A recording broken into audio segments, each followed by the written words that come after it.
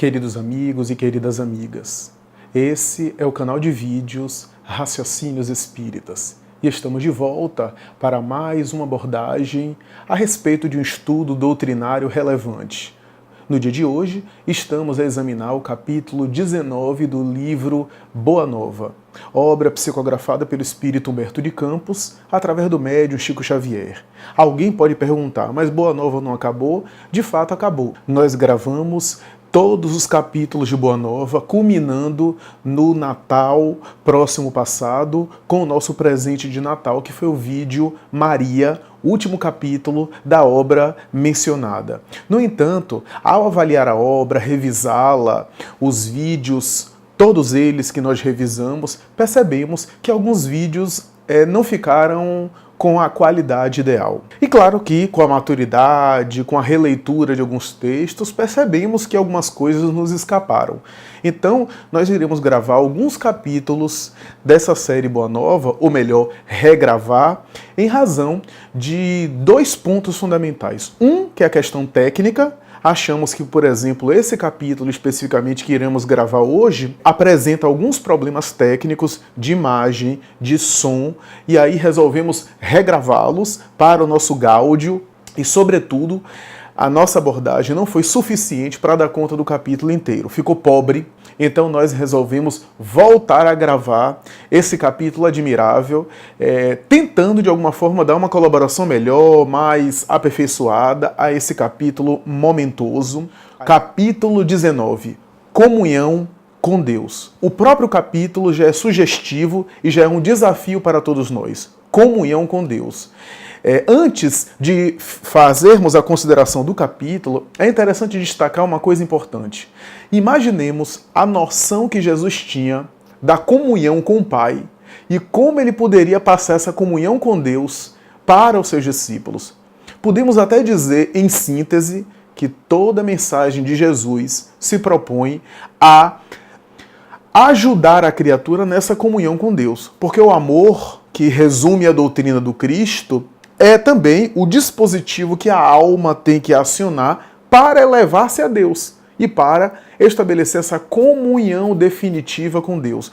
Quando falamos de comunhão, pensamos, por exemplo, na comunhão matrimonial. O casamento é uma comunhão, a comunhão dos vínculos dos corpos, no caso a comunhão carnal, né? A comunhão de um vínculo, né? Então estamos falando de um vínculo de intimidade, um vínculo de proximidade, um vínculo de cumplicidade, comunhão com Deus. Portanto, não é uma relação distante, não é uma interação virtual, entre aspas, já que o virtual está na moda, é uma comunhão.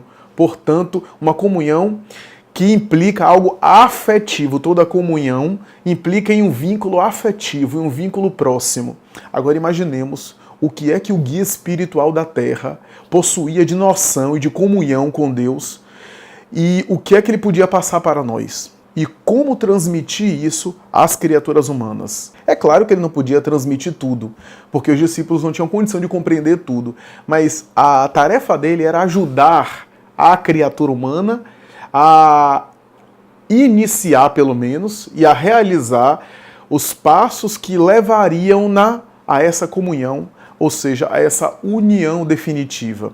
Porque comunhão com Deus não é um processo fácil, não é algo simples, é algo complexo, é algo que envolve uma relação psíquica, emocional. Se relacionamento já é difícil, imagine relacionar-se com Deus. Relacionar-se com um ser que transcende a nossa capacidade de entendimento, que transcende a nossa capacidade de articulação, que nós não compreendemos, não temos a inteligência para abarcar, e o pior, ou melhor, a nossa inteligência é efeito da inteligência dele, já que ele é a inteligência causal, a inteligência suprema. Então é difícil compreender a divindade e entendê-la, né, e até senti-la em nosso nível evolutivo em absoluto. Então imaginemos como é difícil entender essa divindade, né, compreendê-la, até porque toda a compreensão, nós falamos isso em uma palestra recente, toda a compreensão que temos de Deus, nós temos porque Deus permitiu que nós tenhamos dele. O que significa dizer que tudo aquilo que a gente sabe a respeito da divindade vem da própria divindade, advém da própria divindade. Isso que é interessante, que silogismos filosóficos interessantes, né, que com considerações interessantes, e o capítulo Comunhão com Deus aborda algo nesse sentido de uma maneira elegante, bonita, e simples e acessível pela entidade Humberto de Campos. O autor espiritual começa o capítulo citando uma interação de João com Jesus. O célebre João Evangelista, o futuro autor do Apocalipse e do seu Evangelho fantástico, interessado em saber um pouco mais a respeito da oração.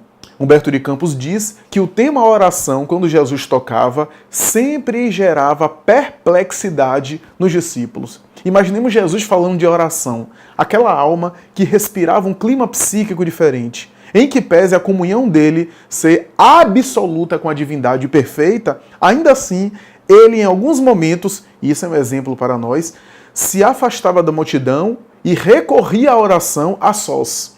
Se recolhia e orava. Alguém pode perguntar, mas ele já era espírito puro, já era espírito sumamente perfeito, já estava em constante estado oracional o tempo todo. Eu também acho, eu concordo. E por que ele tinha necessidade de se refugiar periodicamente para orar? Eu não sei. Eu não sei qual seria a necessidade de um espírito crístico ter momentos de oração como nós temos. Mas a gente pode aqui especular. Uma coisa é certa, Jesus não fez nada à toa. Se ele se recolhia para orar, havia, portanto, um propósito. Talvez a pergunta foi feita de forma errada. Necessidade. Talvez não seja necessidade. Não é que Jesus tinha necessidade, porque ele já estava em comunhão. Né? Mas havia outro propósito. Primeiro, porque a oração não é só para quem tem necessidade. Mesmo aquele que aparentemente não tenha necessidade, ora. Então, não é alguém apenas carente que precisa orar e precisa de oração e aí recorre à oração. Não. Então, o primeiro ponto é esse. Segundo, Jesus nos dava um exemplo interessante que talvez, exemplo esse, a gente não consiga penetrar por completo. Depois, terceiro lugar, oração é alimento. Se a gente entender a oração como alimento, a gente talvez consiga compreender um pouco mais o movimento de Jesus.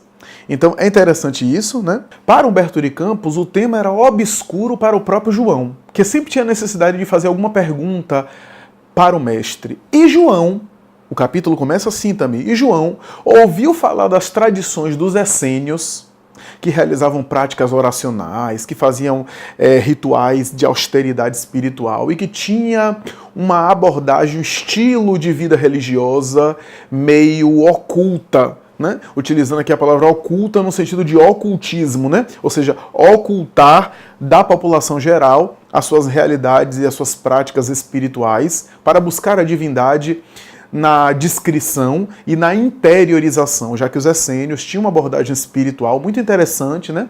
Toda ela calcada numa interiorização profunda, numa busca interior. Então é interessante isso. Se assemelhava um pouco à prática de alguns egípcios, né, que buscava a iniciação esotérica, restrita à população geral que talvez não conseguisse entender, aquela iniciação onde o indivíduo se aprimoraria, realizaria a metanoia, o encontro consigo mesmo, né, esse ocultismo, né, que envolve algumas doutrinas esotéricas e místicas. E João, que tinha um amigo que se instruía e era orientado pelos essênios, buscou esse amigo para ouvir do amigo como é que se realizava a prática oracional e religiosa dos essênios e ficou impressionado. Por que impressionado? Porque a prática do judaísmo, de maneira geral, estava muito arraigada ao culto exterior. Ao culto exterior. As manifestações públicas de oração, as oferendas, as ofertas. Imaginemos João naquela cultura hebraica, né, aquela cultura judaica, voltada para as práticas exteriores, para o culto externo, para o holocausto de animais. Né? A cultura judaica, que é muito bonita e rica de espiritualidade na época, mas tinha esse paradigma muito forte, arraigado, do culto exterior, das manifestações públicas no gasofilácio, no templo, no sinédrio. E aí a gente vê, por exemplo, a movimentação de João tentando entender aquelas colocações de Jesus que já pareciam estranhas, e por isso que ele foi aos essênios, porque Jesus recomendava que se buscasse o Pai em segredo, para que o Pai em segredo responda aos apelos da criatura, né? Ou seja, uma proposta de interiorização, uma proposta de mergulho em si mesmo, uma proposta que faz da oração um momento de intimidade, né? E não um momento de exibição, um momento de manifestação, de ostentação pública. João foi se instruir com os essênios porque viu alguma semelhança. Me parece que João deve ter visto alguma semelhança entre algumas abordagens dos essênios e a orientação que Jesus estabelecia sobre a oração. E em determinada ocasião, narra Humberto de Campos, João pergunta ao mestre como ele deveria entender a oração, a comunhão com Deus, etc. Expôs que havia conhecido a prática dos essênios e queria saber mais ou menos como é que o mestre entendia a questão da oração e da vinculação com o Pai. E é interessante porque ele diz a Jesus que quando foi se instruir com um amigo essênio, ou com um amigo que era orientado pelos essênios, o amigo disse que o trabalho dos essênios é todo oculto e que ele deveria edificar primeiro uma realização oculta para poder fazer com que Deus se manifeste por ele e haja essa comunhão perene. Jesus, então, com a sua sabedoria, esclarece João nas seguintes palavras, quando ele diz mais ou menos assim, segundo a pena magnífica de Humberto de Campos: João, os essênios levaram ao excesso a ideia do oculto, do labor oculto, porque levada aos extremos, aos excessos, ao radicalismo, seria privar a sabedoria espiritual da humanidade toda, e em verdade a luz que brota de Deus deve um dia, mais cedo ou mais tarde, iluminar e projetar para a humanidade toda, já que ninguém deve ficar privado da luz divina mais cedo ou mais tarde. No entanto, os essênios têm razão na sabedoria em administrar os conceitos espirituais, porque não se pode, por exemplo, oferecer o mesmo alimento para cada criatura.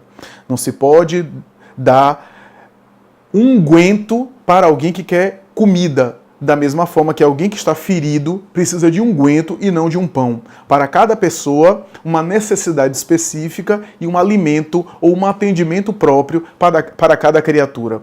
E continua dizendo, cada criatura tem um santuário próprio no mundo interior dela, através da sua própria consciência, onde a sabedoria e o amor de Deus se manifestam. Mas não leve ao excesso a ideia do oculto que os essênios levaram. Mas tem razão eles em dosar a verdade de acordo com as necessidades e o nível de maturidade de cada um. E Jesus diz, eu mesmo, em alguns momentos tenho feito isso. Já não percebeste, João, quantas vezes eu tenho que recorrer a parábolas para me ensinar as verdades que eu trago, a fim de não confundir as pessoas e fazer com que o ensinamento se torne mais claro, mais acessível a todas as pessoas. Eu mesmo, continua o mestre, necessito esclarecer as criaturas, mas sei que não posso dizer tudo agora.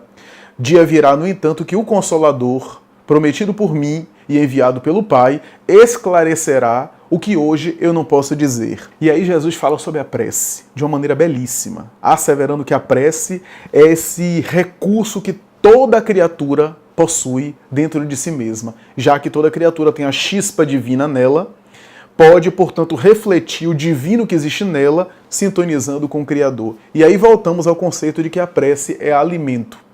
Se é alimento, em qualquer nível evolutivo, nós podemos recorrer.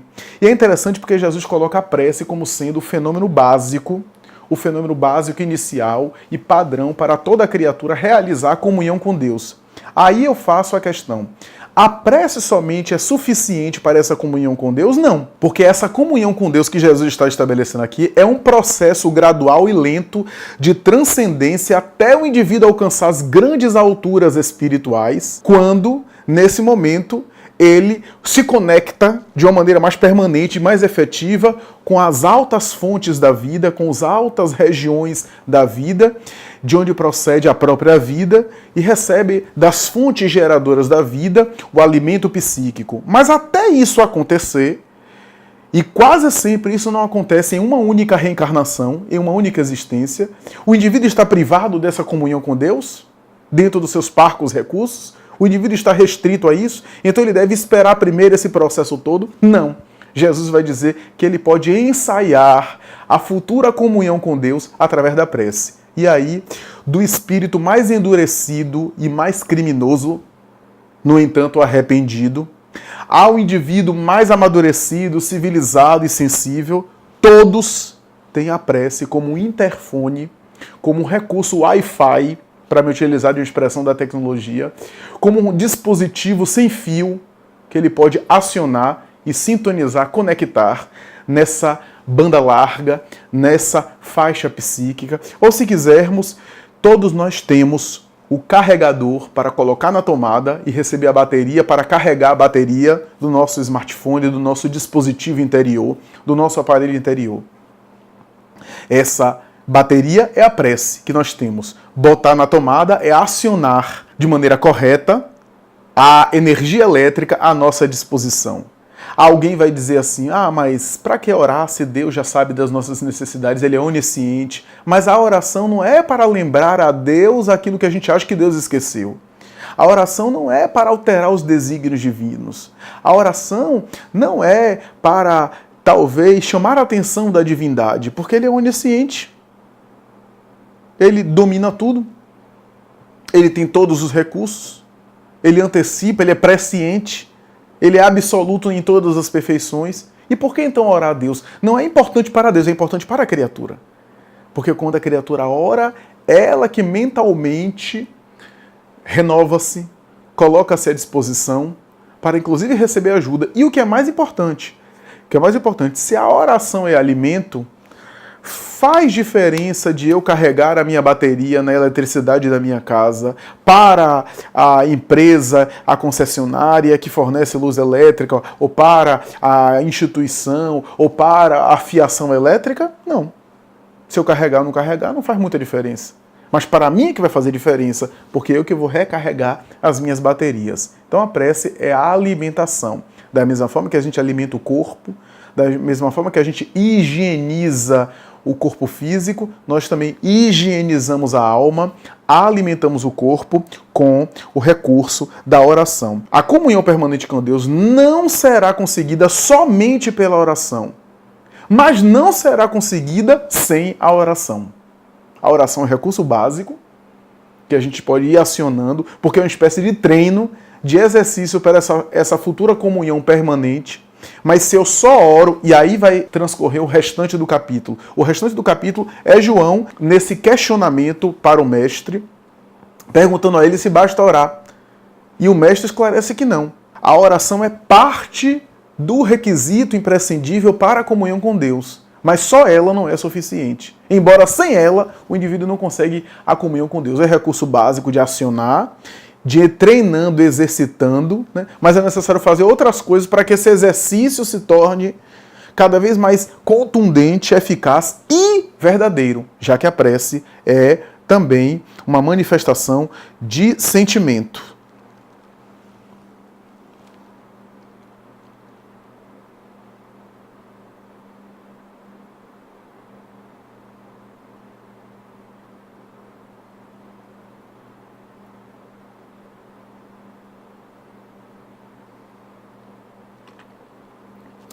Jesus chega a dizer, todo aquele, porém, que trabalha pelo bem, com as suas mãos e com seu pensamento, esse é o filho que aprendeu a orar, na exaltação ou na rogativa, porque em todas as circunstâncias será fiel a Deus, consciente de que a vontade do Pai é mais justa e sábia do que a sua própria vontade. Eu me lembrei aqui de Oscar Wilde. Oscar Wilde costumava dizer o seguinte, ele falava de maneira irônica, né, porque o estilo dele, na sua inteligência, no seu brilhantismo, é também feito de muita ironia. Ele falava de maneira irônica o seguinte, você quer ser castigado por Deus? É só Deus atender todos os seus desejos, todos os seus pedidos.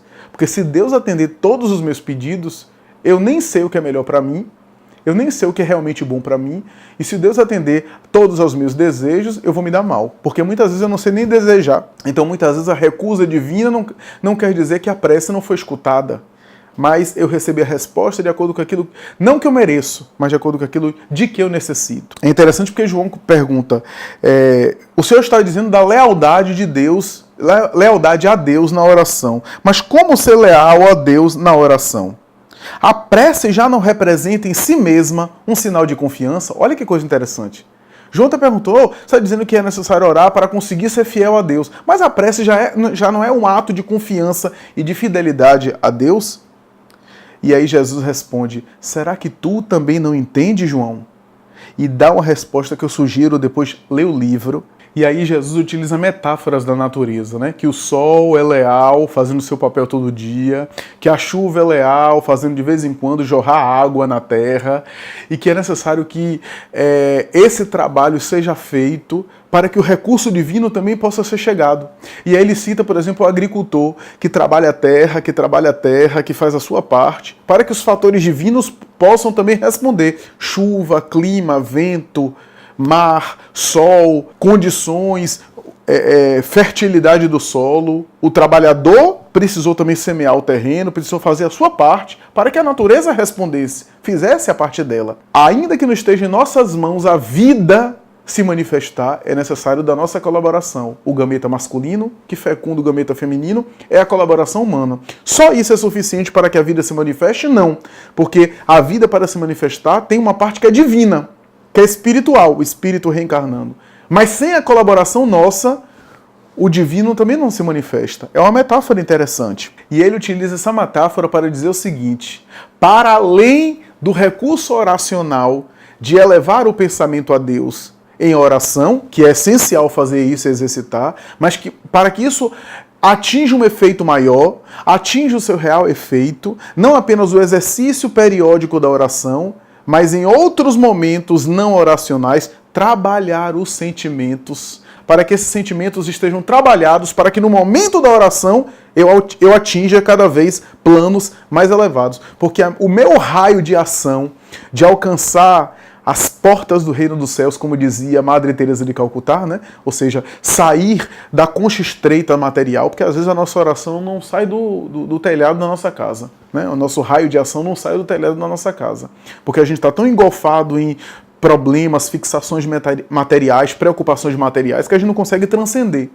Para meu pensamento transcender, é necessário que eu trabalhe os meus sentimentos. Então eu oro, exercito, porque isso vai me fazendo elevar e vai me fazendo também adquirir, internalizar o hábito da oração. Mas em outros momentos eu trabalho os meus sentimentos no meu comportamento, na minha conduta com o meu próximo, nas minhas atitudes cotidianas, para que esses sentimentos trabalhados possam favorecer a minha oração cada vez mais efetiva.